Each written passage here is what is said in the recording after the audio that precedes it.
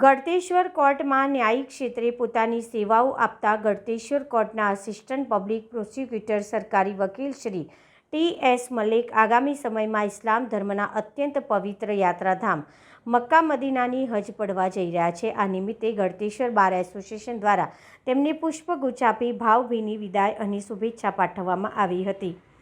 ગળતેશ્વર કોર્ટમાં ફરજ બજાવતા શ્રી ટી.એસ. મલેક સાહેબે તેમની ન્યાયિક કામગીરી અને મિલનસાર સ્વભાવ માટે જાણીતા છે। તેઓ જ્યારે હજની પવિત્ર યાત્રા રવાના થઈ રહ્યા છે ત્યારે કોર્ટના સંકુલમાં ગળતેશ્વર બાર એસોસિએશનના પ્રમુખશ્રી અને તમામ ધારાશાસ્ત્રીઓ એકઠા થઈ તેમનું સન્માન કર્યું હતું અને શુભેચ્છા પાઠવી હતી।